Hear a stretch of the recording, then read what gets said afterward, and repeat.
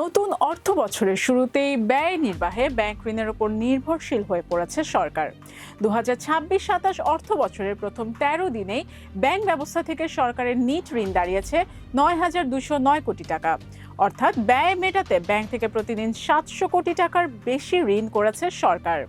এর মধ্যে বাংলাদেশ ব্যাংক থেকে নেওয়া হয়েছে 5,414 কোটি টাকা এবং তফসিলি ব্যাংকগুলো থেকে 3,795 কোটি টাকা।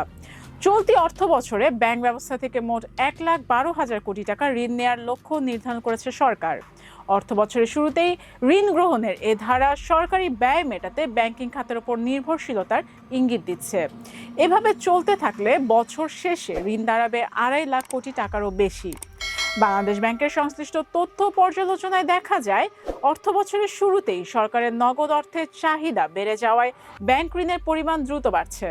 সামাজিক নিরাপত্তা কর্মসূচি, উন্নয়ন কর্মকাণ্ড, বেতন ভাতা এবং অন্যান্য পরিচালন ব্যয় মেটাতে সরকারকে ব্যাংকিং খাত থেকে অর্থ সংগ্রহ করতে হচ্ছে।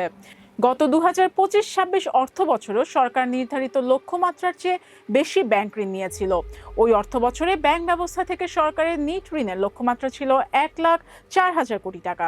কিন্তু অর্থ বছর শেষে সরকারের নিট ব্যাংক ঋণ দাঁড়ায় 1,34,571 কোটি টাকা, যা লক্ষ্যমাত্রার তুলনায় প্রায় 30,571 কোটি টাকা বেশি। সরকার অতিরিক্ত ঋণ নিলে বেসরকারি খাতের জন্য ঋণের সুযোগ কমে যায়। এতে বিনিয়োগ, উৎপাদন ও কর্মসংস্থান ক্ষতিগ্রস্ত হয় এবং সামগ্রিক অর্থনৈতিক প্রবৃদ্ধিও বাধাগ্রস্ত হতে পারে।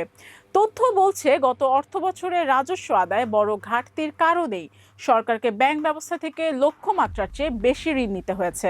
2025-26 অর্থ বছরে সরকারের রাজস্ব আদায়ের লক্ষ্যমাত্রা ছিল 5,03,000 কোটি টাকা, কিন্তু আদায় হয়েছে মাত্র 4,10,000 কোটি টাকা। অর্থাৎ প্রায় 1 লাখ কোটি টাকার রাজস্ব ঘাটতি তৈরি হয়েছে।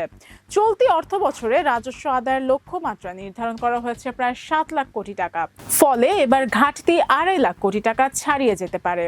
আর যদি যে কোনোভাবে রাজস্ব আদায় করতে চায় সরকার, সেক্ষেত্রে সম্পূর্ণ চাপ গিয়ে পড়বে জনগণের ঘাড়ে। খাত সংশ্লিষ্টরা বলছেন, সাম্প্রতিক সময় রাজস্ব আদায়ে কাঙ্ক্ষিত প্রবৃদ্ধি না হওয়ায় সরকারের নগদ অর্থের চাহিদা বেড়েছে।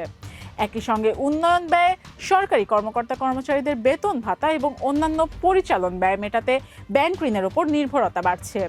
সরকারি কর্মকর্তা কর্মচারীদের নতুন পে স্কেল বাস্তবায়নের পর এই খরচ এবং ঋণের পরিমাণ কোথায় গিয়ে দাঁড়ায়, সেটিই এখন দেখার বিষয়। আফরিন প্রিয়া, টাইমস 24।